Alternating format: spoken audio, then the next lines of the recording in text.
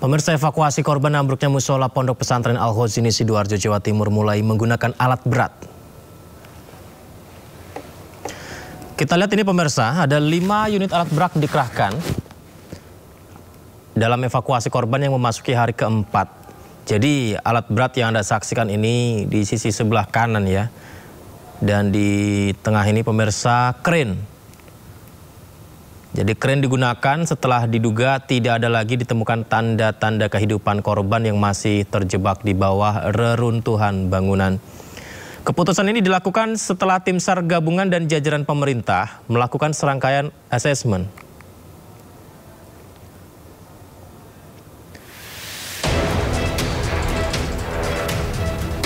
Sebelum memutuskan menggunakan kren tadi, alat berat dalam evakuasi ini, BNPB dan Basarnas juga terlebih dahulu berdialog dengan wali santri.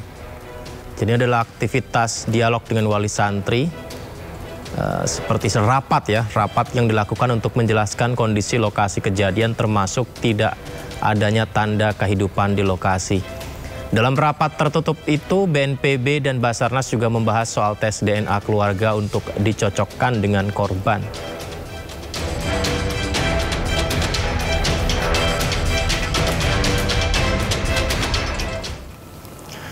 Kita pantau pemirsa kondisi terkini jalannya evakuasi korban ambruknya Ponpes Al-Khozini Sidoarjo. Ya, ini adalah gambar CCTV terkini pemirsa di beberapa titik lokasi ambruknya musola di Pondok Pesantren Al-Khozini Sidoarjo pemirsa. Kita lihat sisi sebelah kiri ada alat berat kren yang masih belum, sepertinya tadi siang sudah beraktivitas, tapi saat ini pukul 19:10 waktu Indonesia Barat sepertinya bergerak perlahan. Tentu saja menggunakan alat berat ini harus dengan pertimbangan yang matang karena akan berpengaruh terhadap beberapa bangunan-bangunan beton yang kalau kita lihat ini rapuh atau cenderung meskipun bebannya sangat berat, tapi kalau salah sedikit memotong atau mengangkat bisa saja membuat ambruk lagi begitu. Hal itu yang dipastikan untuk dihindari oleh petugas tim SAR gabungan pemirsa. Keren juga mengangkat satu kayu yang diangkat ini pemirsa perlahan-lahan untuk dipindahkan ke titik lainnya. Informasi hingga saat ini yang sudah ditemukan tim SAR gabungan, 5 korban meninggal dunia. Nah, yang Anda saksikan dalam aktivitas pengangkatan kayu alat berat kren ini, pemirsa, di sisi sebelah kiri beton-beton yang ambruk ini di dalamnya ada puluhan lainnya masih terjebak.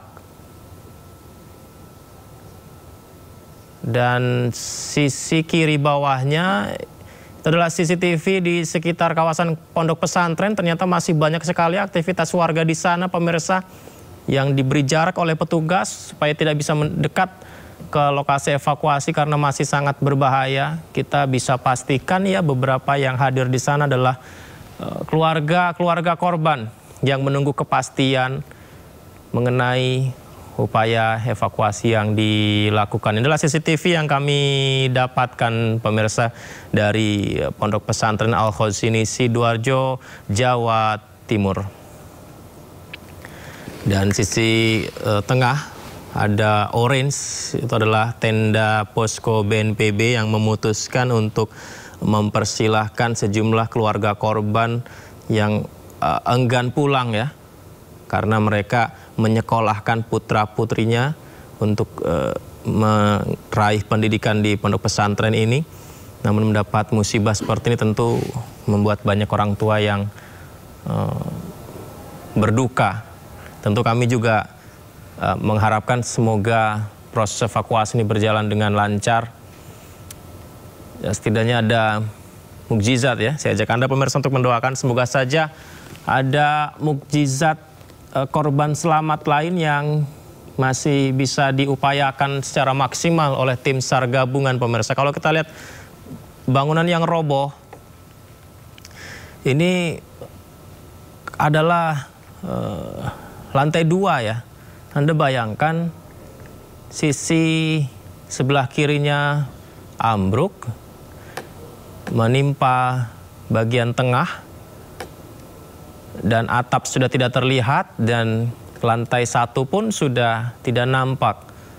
Dan di dalam bangunan-bangunan ini pemirsa masih terjebak puluhan korban yang terus diupayakan dilakukan evakuasi.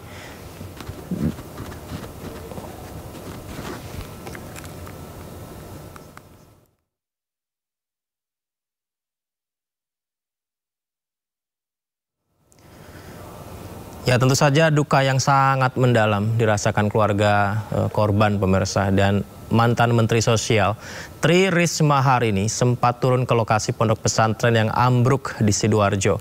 Risma berusaha menenangkan para orang tua santri yang panik. Ini kita harus ngambil keputusan bersama, nggak bisa orang per orang, karena di dalamnya juga ada petugas. Petugas itu ada di bawah, Pak. Mereka buat kerongan itu loh, Pak, pasirnya. Mereka buat kerongan itu masuk ke dalam. Polisi datang nih, Kak. Pembantu sampean nih kebetulan tim turun dari bawah. Pak, nggak bisa. Kalau dari atas gak anu, Bu. Pak, mereka sekolah semua. Itu kemarin sudah dicoba. Begitu diambil satu, langsung truk gitu, Pak. Saya teman saya yang anu itu kemarin, Bu. Ada alinya, Pak. Habis yang hidup. Hidup aja, Bu, kalau 3 hari ini sampai mati di dalam, Bu. Enggak, Pak. Dokter itu dalam itu masih ngomong, Pak. Pak, dokter, Pak, itu ngasih makan, ngasih minum dari luar. Tapi kenapa, Bang? Ya, pemirsa, Menteri Sosial sementara itu Saifullah Yusuf menjenguk korban ambruknya bangunan Ponpes Al-Qausini yang menjalani perawatan di RSUD Sidoarjo. Pemerintah juga memastikan biaya pengobatan seluruh korban ditanggung sepenuhnya oleh negara.